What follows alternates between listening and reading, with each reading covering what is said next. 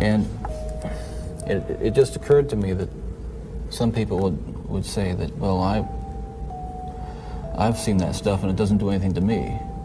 And I can understand that. Virtually everyone can be exposed to so-called pornography, and while they're aroused to it to one degree or another, and not go out and do anything wrong. Addictions are like that. They affect some people more than they affect others. Well, but there is a percentage of people affected by hardcore pornography in a very violent way, and you're obviously one of them. That was a major component, and I don't know why I was vulnerable to it. All I know is that it had an impact on me that was just so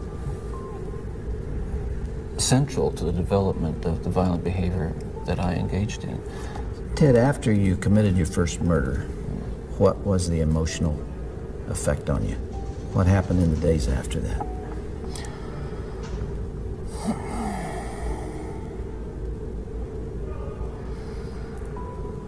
Well, again, please understand that even all these years later, it's very difficult to talk about it, and reliving it through talking about it is difficult, to say the least. But I want you to understand what happened.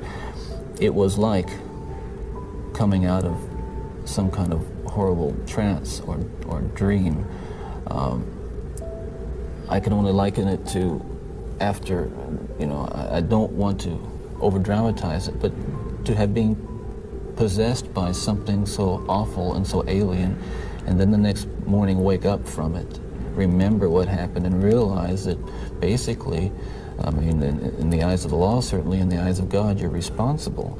To wake up in the morning and realize what I had done, and with a clear mind and all my essential moral and ethical feelings intact at that moment, absolutely horrified that I was capable of doing something like that. You really hadn't known that before? There is just absolutely no way to describe, first, the brutal urge to do that kind of thing, and then what happens is once it has been more or less satisfied and recedes, you might say, or spent, that sense, that kind of energy level recedes, and basically I became myself again. And I want people to understand this too, and I'm not saying this gratuitously because it's important people understand this, that basically I was a normal person. I wasn't some guy hanging out at bars or a bum, or I wasn't a pervert in the sense that, people look at somebody and say, I know there's something wrong with him, and just tell. I mean, I was essentially a normal person. I had good friends. I led a normal life, except for this one small but very potent and very destructive segment of it that I kept very secret and very close to myself and didn't let anybody know about it. And part of the shock and horror from my dear friends and family years ago when I was first arrested was that there was no clue. They looked at me and they looked at the all-American boy. And I mean, I wasn't perfect, but I want to be quite candid with you. I was okay. Okay, I was. The basic humanity and basic spirit that God gave me was intact, but unfortunately it became overwhelmed at times. And I think people need to recognize that it's not some kind of those of us who have been so much influenced by violence in the media, in particular pornographic violence, are not some kinds of inherent monsters. We are your sons and we are your husbands. And we grew up in regular families. And pornography can reach out and snatch a kid out of any house today. He snatched me out of my home. It snatched me out of my home 20, 30 years ago. And as diligent as my parents were, and they were diligent in protecting their children, And as good a Christian home as we had, and we had a wonderful Christian home, there is no protection against the kinds of influences that are loose in a society that tolerates. You feel this really deeply, don't you?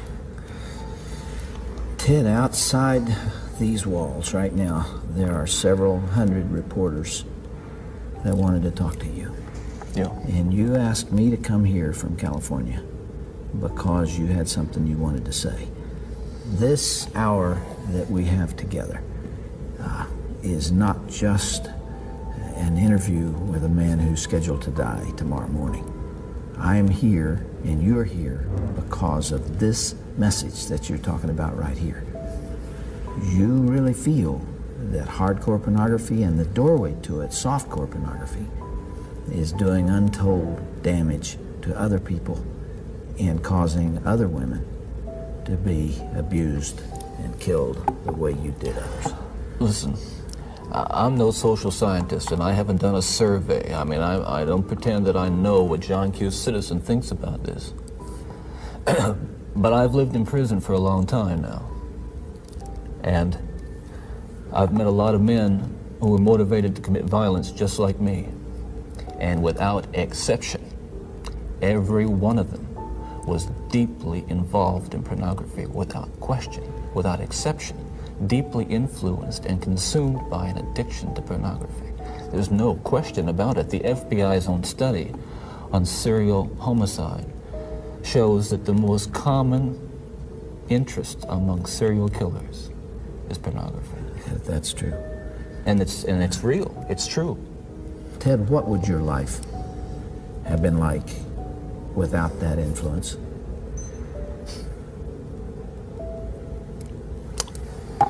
You can only speculate. Yeah.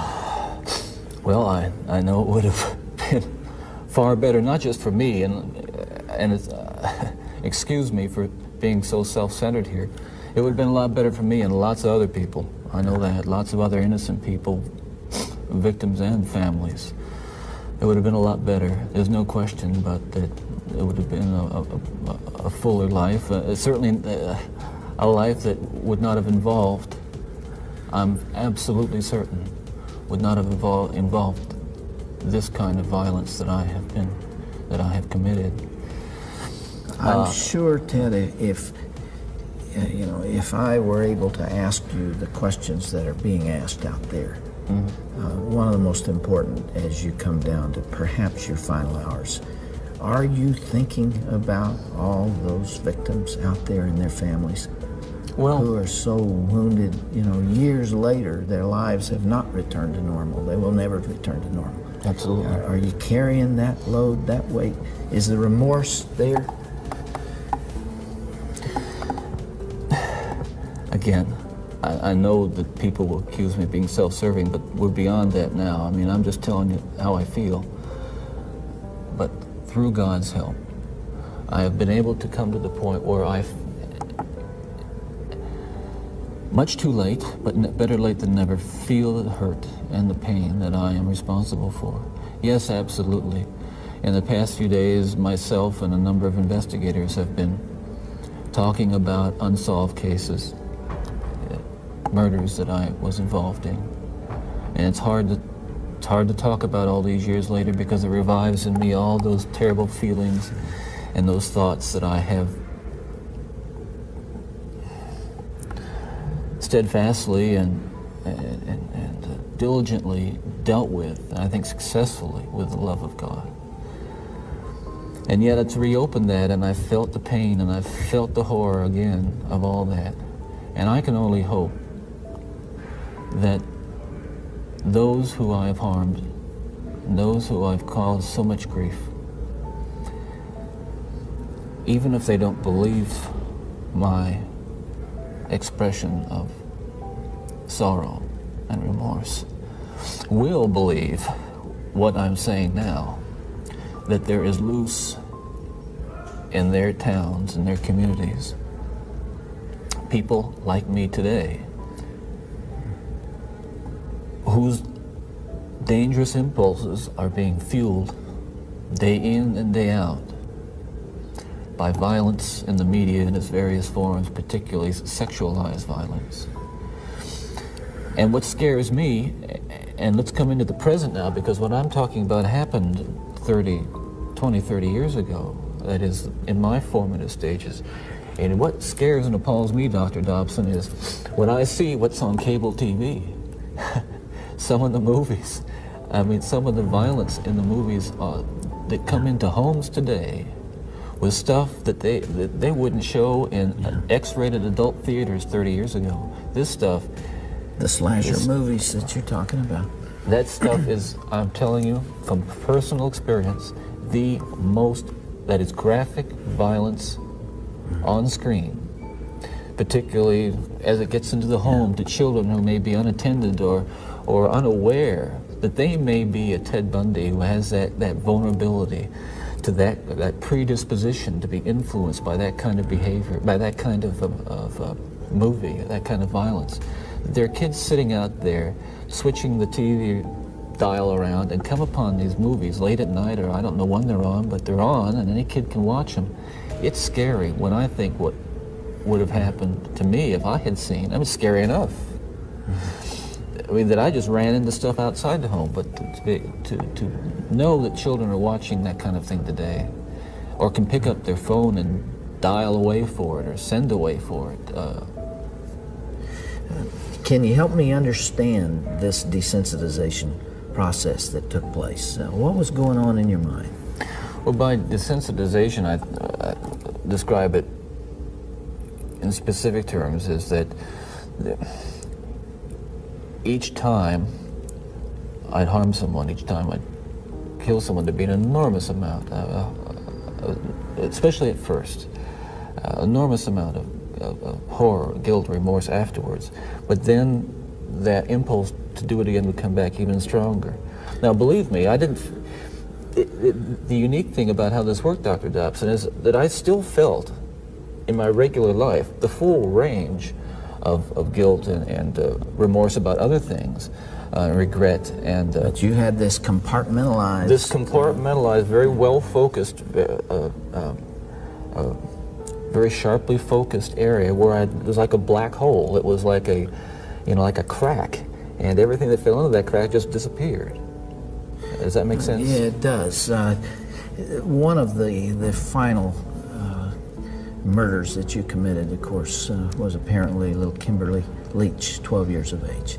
I think the public outcry is greater there because an innocent child was taken from a playground. What did you feel after that? Were there the normal emotions 3 days later? Where were you, Ted? I can't really talk about that right now. That's too painful. I would like to be able to convey to you what that experience is like, but I can't. I won't be able to talk about that. Okay.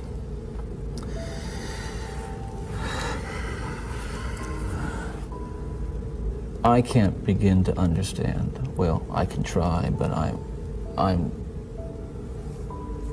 aware that I can't begin to understand the pain that the parents of these children that I have, and these young women that I have harmed, feel. And I can't restore really much to them, if anything. I won't pretend to, and I don't even expect them to forgive me, and I'm not asking for it. That kind of forgiveness is of God, and if they have it, they have it. If they don't, well, maybe they'll find it someday. Do you deserve the punishment the state has inflicted upon you? That's a very good question, and I'll answer it very, very honestly. I don't want to die. I'm not going to kid you. I'll kid you not. I deserve certainly the most extreme punishment society has, and I think society deserves to be protected from me and from others like me. That's for sure. I think what I hope will come of our discussion is I think society deserves to be protected from itself, because as we've been talking, there are forces at loose in this country, particularly again this kind of violent pornography, where on the one hand, well-meaning, decent people will condemn behavior of a Ted Bundy while they're walking past a magazine rack full of the very kinds of things that send young kids down the road to be Ted Bundys. That's the irony. We're talking here not just about more. We're talking, what I'm talking about is going beyond retribution, which is what people want with me, going beyond retribution and punishment, because there is no way in the world that killing me is going to restore those beautiful children to their parents and correct and soothe the pain. But I'll tell you, there are lots of other kids playing in streets around this country today who are going to be dead tomorrow and the next day and the next day and next month, because other young people are reading the kinds of things and seeing the kinds of things that are available in the media today. Ted, as you would imagine, there is tremendous cynicism about you on the outside, and I suppose for good reason. I'm not sure that there's anything that you could say that people would believe. Some people would believe. Yeah. And yet, you told me last night, and I have heard this through our mutual friend John Tanner, that you have accepted the forgiveness of Jesus Christ and are a follower and a believer in Him. Do you draw strength from that as you approach these final hours?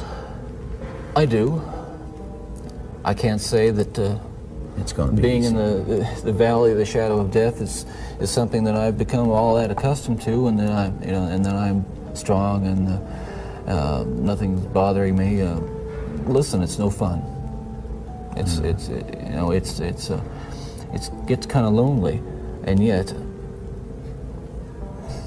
I have to remind myself that every one of us will go through this someday, in one way or another, and countless millions who have walked this earth before us have. So this is just an experience which we all share. And yeah, right on.